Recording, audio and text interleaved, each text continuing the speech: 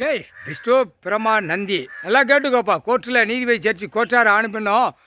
ஒரு அரசியல்வாதி புதுசாக வர்றவன், பழசாக இருக்கிறவன், இந்த கட்சி கொடி ஒரு மாநிலத்தில், இப்போ தமிழ்நாடு, ஆந்திரா, மகாராஷ்டிரா, டெல்லினா டெல்லி, குஜராத்னா எப்படி இது ஒரு கணக்கு. எல்லாம் 25 மாநிலத்தில் இப்படி முதலமைச்சர் பூரா உட்கார்ந்து ஆட்டு தான்.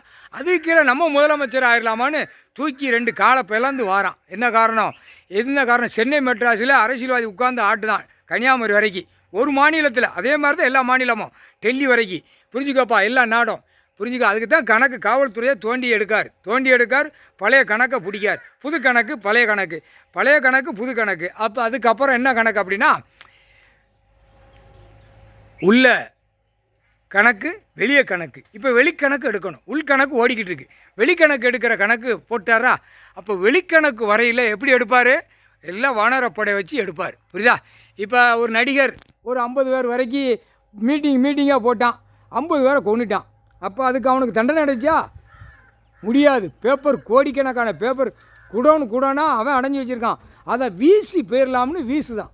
அப்போ அவன் தப்பிச்சு போகிறானா? அப்போ தப்புக்கு தண்டனை கொடுக்கல. நீதிமன்றம் கொடுத்துருக்கியா? கொடுக்கல. கைலாசத்தில் கடவுள் கொடுக்கார், கடவுள் தான் கொடுப்பார். இப்போ அதுக்கு தான் காவல்துறையில் தோண்டி எடுக்கார் வெளியில்.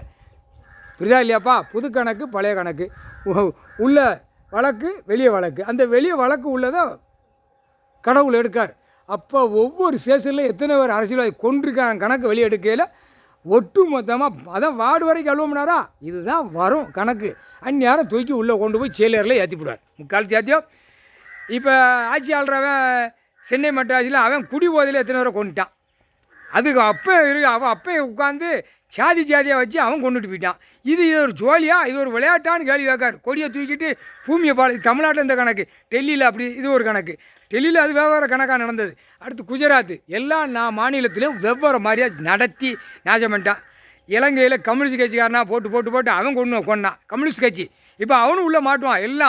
எல்லாம் கம்யூனிஸ்ட் கட்சி தமிழ்நாடு மூலம் ஒட்ட வலிச்சு அள்ளிடுவாங்க. 2 காலை 2 பிளந்து தூக்கிட்டு அலைதான் குண்டியல் குலுக்குவான். இது ஒரு பிளப்பாடா? இந்த பேலால் தான் பூமியை பூரா அழிச்ச காரணம். அங்கங்கே கொடியை தூக்கி உட்காருவான். கொடியை தூக்கி விட்டு உட்காந்து இந்த இடம் எப்படி கிடக்கு, இதுக்கு கொடுன்னு பூரா அமைச்சர்கிட்ட பூரா கையெழுத்து வாங்கி அங்கங்கே பூரா காலனியாக போட்டு பாழாக்கி வச்சுருக்கான் விவசாய இடத்துல.